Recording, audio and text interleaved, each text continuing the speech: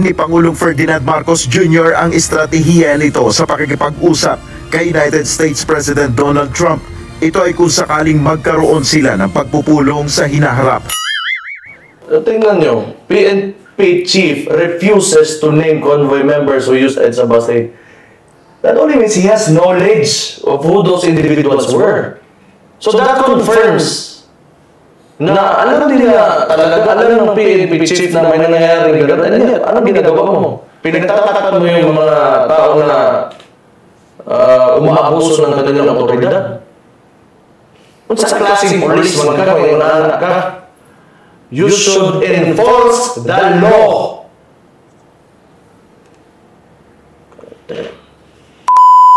Init ulo ba yan?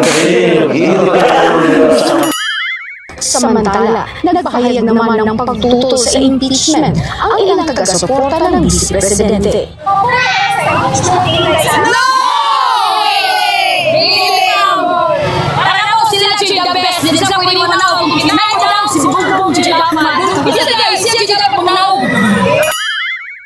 Ayan, so yun po ang mga pag-uusapan natin. Ito, una, itong si Presidente Bongbong Marcos, nagtrending kasi yung debate nitong si Donald Trump at itong President Donald Trump at itong si Zelensky. Ngayon, dahil narinig ito kay Bongbong Marcos, nung una ayaw niyang mag-comment, no? Kino-confirm yan dati ni Attorney Claire Castro. Ngayon, si PBBM raw dapat baguhin ang strategiya sa pakikipagpulong kay US President Donald Trump. Gusto niya nang baguhin kasi alam niya na si Donald Trump is for peace. Pero anong ginagawa ni Bongbong Marcos? 'Di ba? Gusto niya laging makipag-away dito sa China. Napapahiya ka ngayon, Bongbong Marcos. Deserve mo yan. Ha?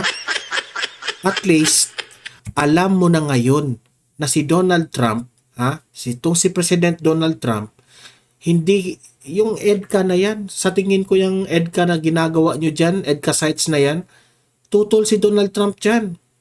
Ha? Ayaw niya yung ginagawa ninyo na nakipaglaban ka dito sa China. Instead na makipagkaibigan kayo, nakipaglaban ka. Kaya tama ka. Baguhin mo yung strategy mo kung makipag-usap ka kay Donald Trump. Takot ka na ngayon. Yeah? Itong pangalawa nating pag-uusapan ay ito po ay si Marbil po, Chief PNP Marbil. Napahiya itong si Chief PNP Marbil sa sinabi po ni Basti Duterte, Mayor Basti Duterte. Patungkol po sa issue ni Marbil na dumaan dyan sa EDSA busway. Hindi napigilan ni Basti Duterte, uminit ang kanyang ulo dito kay Marbil, no? Kasi po alam ni Marbil, kasi hindi naman aaminin ni Marbil na siya yung nasa convoy, di ba? Pero pinagtatakpan ni Marbil, sabi niya, pinagtatakpan niya kung sino yung nasa convoy. Di ba? Pang-aabuso yun eh. Dapat kung sino yung nasa convoy, na umaabuso, na dumaan dyan sa busway, dapat ipaalam yan ng taong bayan. Dapat ipahiya yan. Dahil inabuso niya ang taong bayan. Di ba? Tama itong si Basti Duterte. Mamaya ipapakita ko sa inyo yan na mismo itong si Basti uminit ang kanyang ulo dito ni Marbil. Yung shabs raw, pangpahaba ng oras. Ang ina ka, Marbil. Heto pa. Itong pangatlo nating pag-uusapan ay patungkol po ito kay Vice President Inday Sara Duterte. Nagsalita na po ang mga taga Cebu na ayaw nila na ma-impeach itong si VP Sara, na ang dapat raw ma-impeach ay si Bongbong Marcos. Ang dapat yan so yun po ang mga pag-uusapan natin ngayon. Pero bago ang lahat, bago natin ito pag-uusapan, help me po muna na i-like at saka i-share itong ating video para guys kakalat ito sa taong bayan. Okay? Sabay-sabay muna tayong mag-like and share sa Donmar TV. 1, 2, 3, go! Thank you very much. And also guys, sa mga bago pa lang dito sa aking channel, mag-subscribe na po kayo para updated kayo lagi sa ating mga balita. And at the same time guys, ma-notify rin yung mga cellphones ninyo kung meron tayong breaking news o meron tayong bagong uploads o kung nagla-live man tayo. Okay? So, kailangan mag-subscribe lahat. Ready? 1, 2, 3, go! Okay? Nakasubscribe na ba lahat? Okay? Unahin muna natin itong si PBBM raw ha. Dapat na raw niya baguhin ang kanyang strategy kung makipag-usap siya dito kay President Donald Trump. Ito. I-play natin. I-play. Ayan. Where are you now? Play. Sila ng pagpupulong sa If and when he meets with President Trump, it would be critical for President Marcos to approach it in a very pragmatic and strategic way. dapat baguhin ni Pangulong Ferdinand Marcos Jr. ang estratehiya nito sa pakikipag-usap. Ako dapat lang. Sa tingin ko, alam na ngayon ni Bongbong Marcos na si President Donald Trump sobrang prangka po. Sobrang prangka si Donald Trump. Kung ma-observe mo yung ginawa niya kay President Zelensky sa Ukraine, wala nang paligoy-ligoy pa. Sinabihan niya itong si Zelensky na magpasalamat ka nga. 'Di ba? You must be grateful dahil tinulungan ka ng Amerika. Ang layunin ng Amerika, ang layunin po ni Donald Trump is peace. Magkaiba po ang layunin nitong si Zelensky at si Trump. Si Zelensky po gusto niyang makipagbakbakan sa Russia. May pride yung ego niya. 'Di ba? Alam ko, naiintindihan ko na meron pong mga bagay na ayaw na mga Ukrainian yung ginagawa ng mga taga-Russia. Yes, nirerespeto natin yan. Pero, hindi po yan ang solusyon na hihingi kayo ng tulong sa Amerika pagkatapos ay marami na namang magugurgur kapag magbakbaka na naman. Yun rin ang dito kay Bongbong Marcos. Alam mo, Bongbong Marcos, you should learn from this. Dapat mo kunan mo ito ng base. Okay? Kunan mo ito ng pag-aralan mo itong nangyari ni President Donald Trump at ni President Zelensky. Kasi alam ko naman Bongbong Marcos ang gagawin mo ngayon, kasi yung panahon po ni Biden, sabi nga ni President Donald Trump, stupid president yun si Biden. Ang ginagawa nitong ni Biden, nagpaasa siya tinutulungan niya. Sige, diyan bigyan kita ng mga ganyan. O sige, bakbakan kayo. Mali yan. Kaya nga ang daming mga leaders na ayaw dito kay Donald Trump. Kasi si Trump po, he is for peace. Masakit tingnan na merong mga batang inosente na nagugurgur dahil dito sa digmaan na yan. Ganon rin dito sa nangyari natin sa Pilipinas. Araw-araw na lang. Chinese spy, Pogo, ano pa. Sasabihin na naman nila, pro-China. Hindi. Kaming mga DDS, hindi yan ang aming, hindi kami pro-China. Pro-Pilipinas kami. Ang sa amin lang, wala tayong laban kapag makipag-away tayo sa China. At tama itong sinabi ni President Donald Trump. pag-usapan natin yan ng mabuti. Kasi that's the reality. Kapag makipag-away tayo ngayong panahon na si President Donald Trump ang pangulo ng bansang Amerika, wala, hindi tayo hindi hahayaan yan ni Trump. Sisitahin tayo. Hoy, Pilipinas, tumigil kayo. Ang liit-liit ng bansa ninyo. As much as possible, tama yung ginawa ni former President Duterte. Kinaibigan niya ang China. Sabi ni Duterte po, ito yung malinaw ha, wag muna tayong mag-usap dyan sa West Philippine Sea, South China Sea. Wag muna tayong mag-usap dyan. Kasi gugulo laman at gugulo tayo dyan. Pag-usapan natin kung paano tayo, both countries, makabenefit tayo sa lugar na yan. Na kami, libre kaming makapagpangisda, kaming mga Pilipino, kayo ring mga China, sige, hati tayo ng resources dyan. Pero hindi ngayon ang tamang panahon para isolve yan kung kanino yan.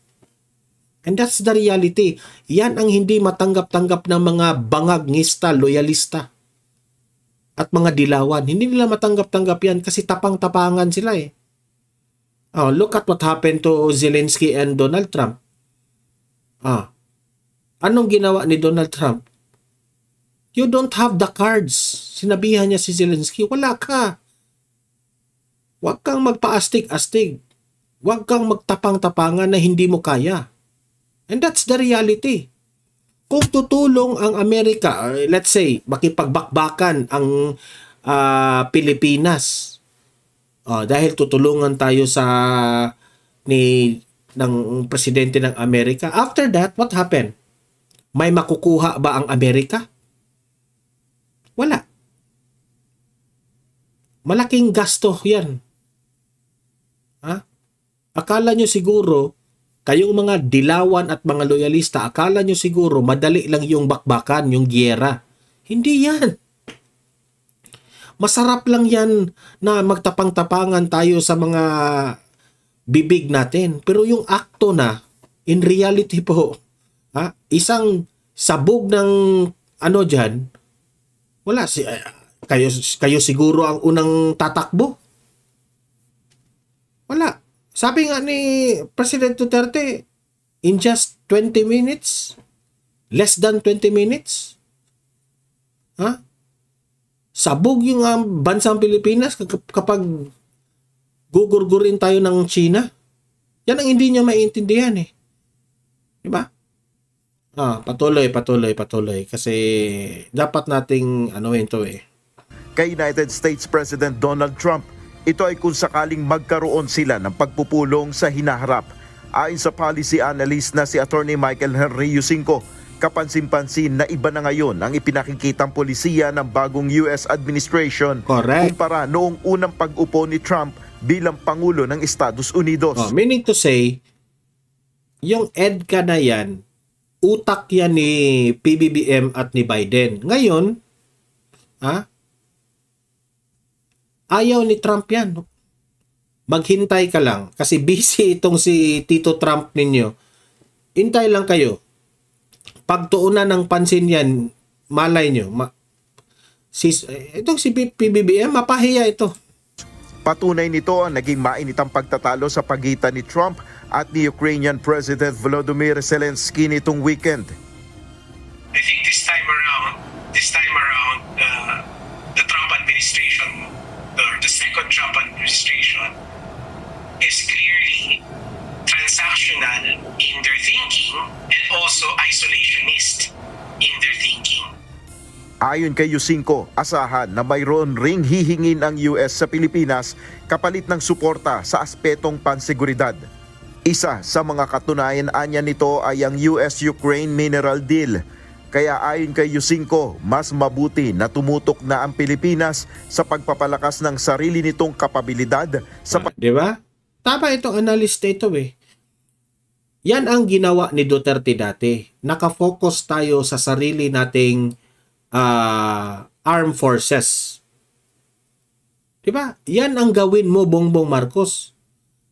Keso weak na leader ka, gusto mo lang umasa sa iba, sa ibang country. Tama itong ginawa ni Bongbong Marcos ni President Duterte. Former President Duterte has done so many things from the armed forces of the Philippines. Marami siyang binili ng mga helicopter. Marami siyang binili para lalago po yung ating air defense and yung ating mga marines natin. Tama yung ginawa ni Duterte. Pero itong kay Bongbong Marcos, ewan ko na lang. Sa totoo lang. Siguro ang nagawa niya, yung EDCA. Yan ang ipinagmamayabang niya. Yung mga kasangkapan ng mga Amerika dyan, yung mga... Di naman sa atin yan. Naka-standby lang yan. Dyan. Ay, nako. Pagtatanggol ng sarili at nang hindi na umasa sa Amerika. Correct. Yan ang dapat. Dapat let us be dependent sa sarili nating armed forces. I think pagdating sa pagdepensa sa sarili natin, I think we should forgo that reliance on the Americans fulfilling their obligations under the MDT. Ayon naman kay Presidential Communications Office Undersecretary may naniniwala pa ba dito? Okay. Claire Castro, wala pang reaksyon si Pangulong Marcos. Wala pang reaksyon kasi magre-react siya, mapapahiya lang siya. Bongbong Marcos, ito yung aking advice sa iyo. Tumahimik ka na lang para wala kang mali na magawa. Tumahimik ka lang, tumahimik. Sa naganap na confrontation ng dalawang lider, umaasa ang Malacanang na mananatili ang pagsuporta ng Estados Unidos sa posisyon ng Pilipinas. Walang problema yan. Ang Amerika po, nakasuporta yan sa atin. Pero if mali yung desisyon natin, hindi yan susuporta rin sa atin. Kokontrahin mo ang China, kung makipagbakbakan ka dyan, kung magtapang-tapangan tayo sa China, mali yan. Ayaw ng Amerika ng ganyan. Magsolo ka doon, Marcos. Sa West Philippine Sea. Ngunit ang lahat ng issue na ito ay ipapaubayan ng PCO sa DFA. Si hugas kamay itong si Bongbong Marcos. Ayon sa PCO, ipaubayan na lang niya sa DFA. Tingnan nyo, ikaw yung presidente, ikaw yung magdesisyon. Bakit ipaubayan mo sa DFA? Bobo. Sa ngayon po ay wala pong reaksyon ang Pangulo, ang Palasyo. Mas mabuti po kung ating aalamin. Ikaw na lang ang magre-react. Dami mong opinion di ba? Ikaw na lang ang mag-react. Ikaw yung daming satsat, di ba? Ikaw yung daming satsat. Ikaw na lang ang mag-react, Attorney Claire. Lagi mong pinangunahan ng Pangulo. Ito, sige, mag-comment ka daw. Dami mong satsat. Sige daw. Ito sa ating DFA Secretary Enrique Manalo. Nel Maribuhok, yun. So, yan. Yan ang sabi ko sa inyo. Mapapahiya si Bongbong Marcos. Kasi magkaiba po ang layunin ng President Donald Trump administration at itong si Bongbong Marcos. Magkaiba. Itong si Bongbong Marcos tapang-tapangan pero weak naman talaga. Itong si President Donald Trump is for peace. Okay? Yun ang klaro dyan. Okay, move tayo sa next topic natin. Itong si Marbil, no? Yung ginawa niya sa EDSA busway na dumaan yung convoy doon. Nag-react na po itong si Basti Duterte kasi tinanong siya dito sa Dabawenyo na channel, no? Uminit ang ulo nitong si Mayor Baste Duterte. Ano natin pakinggan natin at magre-react tayo. Play. Thank you very much, Mayor. Thank you, Tioha. And we wish you all the best, as always. And we're Got your glad back. to see then the TRICOM's maneuverings didn't work. Correct. Evidently. Yeah. Because you're still continuing with the political discussions and educating people. So, all right. So, next issue. Isa din sa mga maugong na mga discussions last week, itong kinasangkutan na convoy ni PNP Chief Marbil na dumaan doon sa EDSA bus lane. So nag-viral din ito, pinag-usapan Mayor. Initially, they did not deny, no? Kinonfirm naman nila na that was a PNP convoy nga na dumaan doon, clearly violating the batas doon sa daan. And ang nakakatawa lang dito, hindi naman nakakatawa siguro, but ang naging what makes the discussion more interesting is yung nag-leak na PNP memo kasi naging laman na nga siya ng usap-usapan, ng discussions online. May nag-leak ngayon na PNP memo, it's a Stratcom snapshot, ito yung subject, regarding the alleged PNP violation in EDSA bus lane. Particularly, there was a table there, ito yung naka-highlight, strategies letter B. PCADG shall mobilize its resources to overshadow the issue, redirect public attention, and mitigate any further negative impact for the Chief PNP and the organization. So for some netizens, for some people, no, for many of us, it seems na talagang gusto nilang itatabunan or itago itong usapin na ito na kontribusiya na kinasasangkutan ng Chief PNP. Talaga? Itatago nila yan. Kasi, may lamok. Itatago nila yan kasi alam nila na si Chief PNP, ayaw nilang mapahiya si Marbil Ayaw nilang mapahiya. First, they verified that such an document exists. Did they? Their last statement, ito, pinapahalagan ng PNP ang integridad. At batid namin ang ulat tungkol sa isang umano'y leak memorandum at kasalukuyan namin bine-verify ang authenticity at konteksto nito.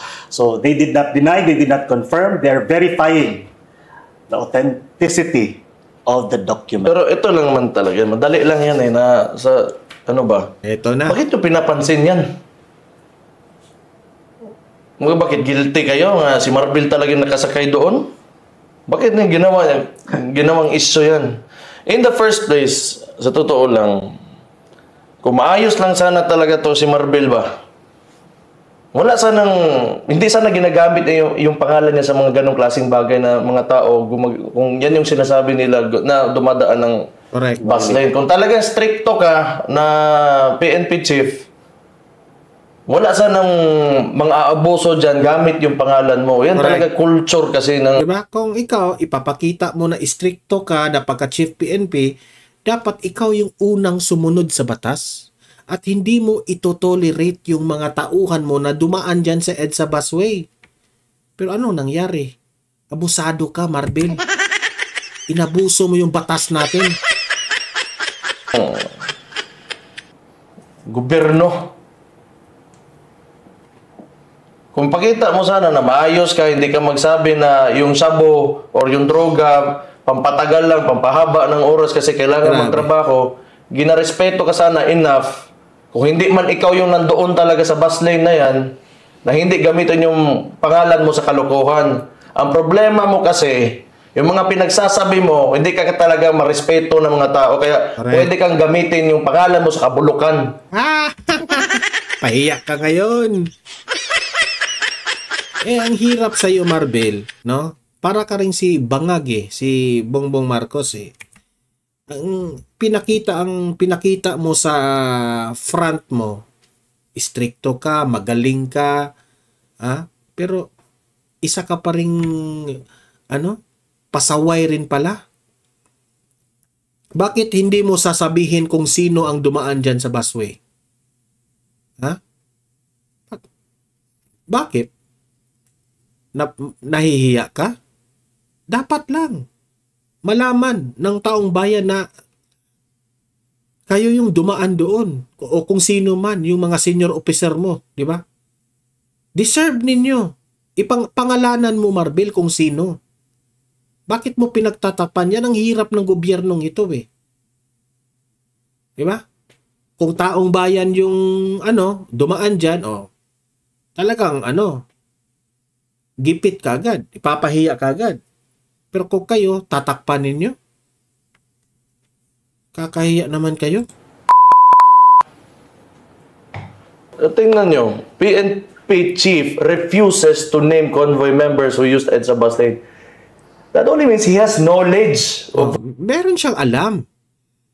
Meron kang alam kung sino ang dumaan. Sinong pangalan? Bakit hindi mo pangalanan yan? Who those individuals were. So that confirms na alam nila talaga, alam ng PNP chief na may nangyayaring ganun. And yet, anong ginagawa mo?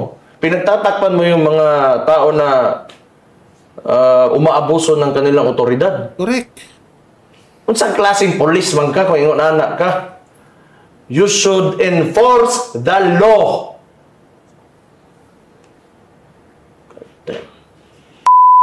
Init ang ulo ba? Grabe. Init yung ulo mga tao. Ani na mga tao ba? Ay, sa totoo lang, itong si Basti Duterte para rin si Tatay Digong eh. Nakakagalit. Kung alam ito ng taong bayan, nakakagalit talaga.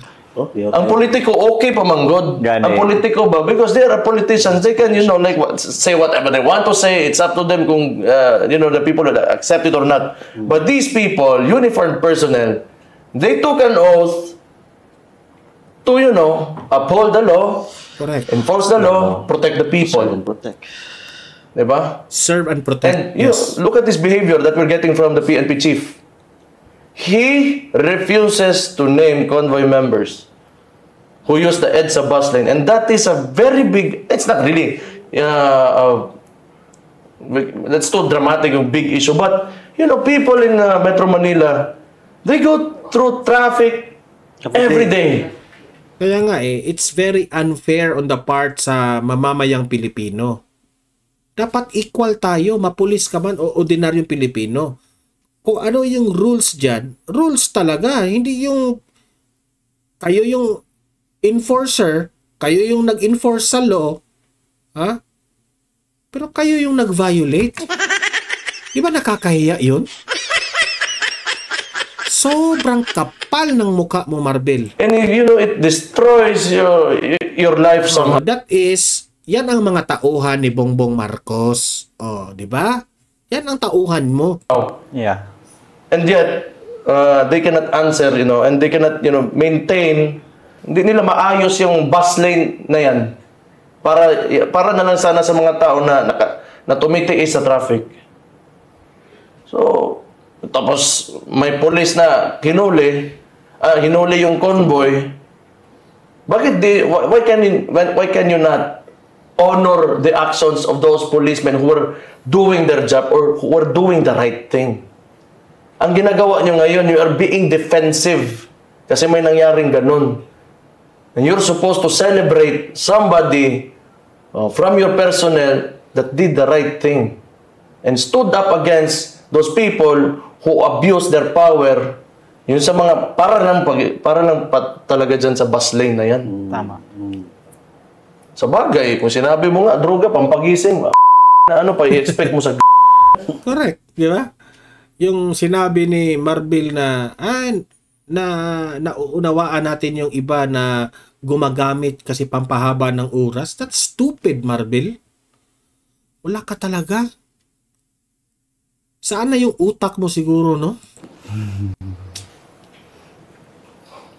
Na may kape. Correct. Bakit droga talaga, no? Droga man talaga. Sabi ni Basti, merong kape, di ba? Pampagising. Pero bakit droga talaga? Marbil! Sablay ka talaga, Marbil. Sablay. Kahit saang sulok tayo, never kang naging tama sa sinabi mong yun. Overtime. Ini pinakaway klaro nga pulis ako nakitaan ba? Extended pa yan. Kami talagang pulis na loko-loko na kilala ko, pero grabe yan talaga. Grabe yan. Grabe. na good. Like I said lagi, politicians, I can tolerate them. But people in uniform, personnel, uniform personnel, they should be stick with their oath and their responsibilities as government workers. Iba yun eh. Yung mga politiko, we are elected. Kaya naman ko sila, plantilyan eh. O, diba? Permanent workers kung sila sa government. Kaya mga politiko, if we fuck up, pwede may pulihan. Yeah. Doon nga tayo sa punto mo, Mayor, na they're the ones who took an oath to enforce the law. promote the law. Tama yung sinabi ni Baste, di ba? Yung mga politicians, kapag sila ay magloko-loko, pwede naman silang papalitan.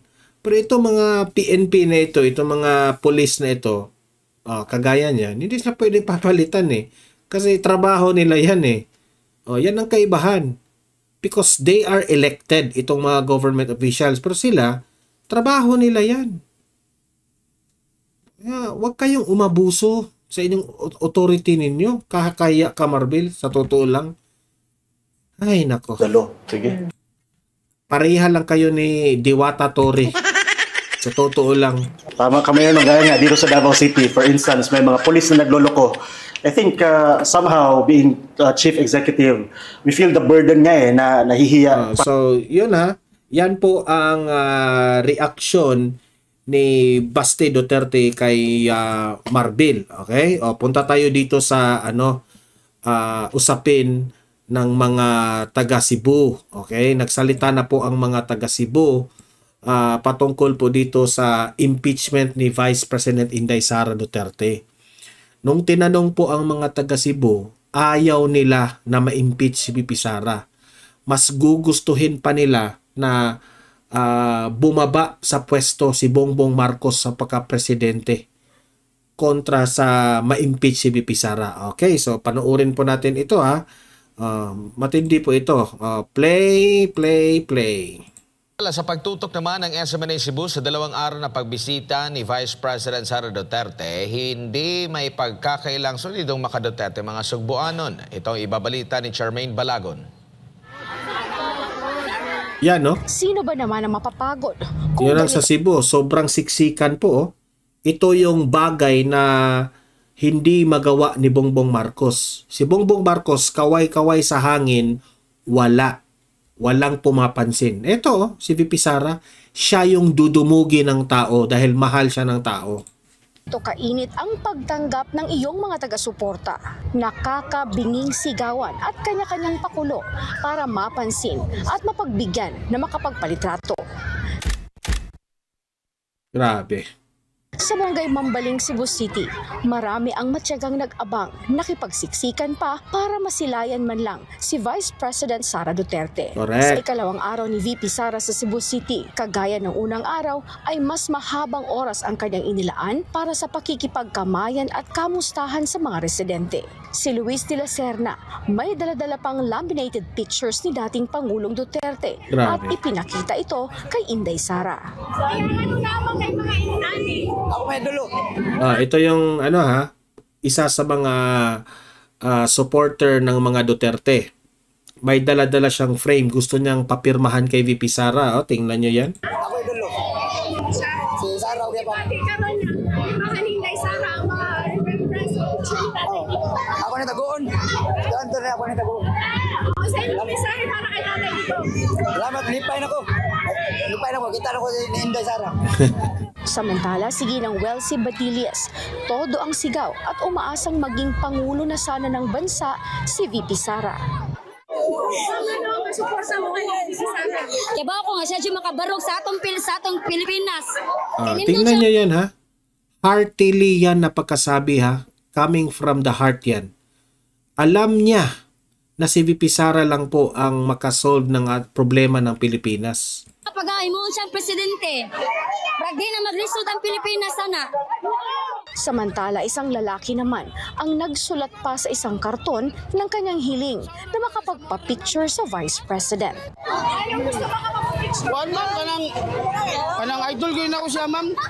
Since 2016 bagid, ma'am. Sa ilang amahan, gikan pa.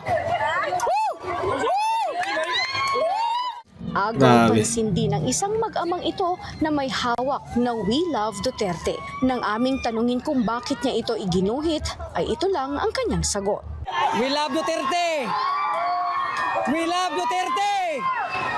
Samantala, nagpahayag naman ng pagtutol sa impeachment ang ilang taga-suporta ng Vice Presidente. Tingnan niyo yan. No! Para na mo sila the best. Din sa pwede mo na kung kinain mo daw si Bongbong Ginokman. Isa guys, tingnan niyo ha. Coming from the heart yan. Ayaw nilang ma-impeach si VP Sara. Kung meron mang gustong bumaba si Bongbong Marcos yan, yan ang sinasabi nila. Bakit yan nasabi nila? Kasi ramdam nila na walang silbi po itong administrasyon na ito. Daming palpak. I think nakukumpara nila yung panahon ni Duterte at yung panahon ni Bangag. Kaya nasabi nila yan. dapat mo naog. Hoping nga mo run siya for president. Yes. Nakita siya na mo siya nga makamasa, makatao. So mubati yun siya kung saan ang gibati sa mga tao para sa unsay panginahan. Bongbong Marcos yun na po ang mga pinagsasabi ng mga taong bayan. Ano ka ngayon? Di ba? Ang lanon diri sa Pilipinas, unsay dapat mabuhaton sa atong nasod. Maliban kay elected Mayor Michael Rama at sa partido Barog Bagong Sugbo Team Rama, ay nakita rin sa Facebook page ni dating Mandaue City Mayor Jonas Cortez ang larawan kung saan kasama nito si VP Sara. Para sa Diyos at sa Pilipinas. Okay, so yan nagpicturan pa sila, di ba? So, alam ko na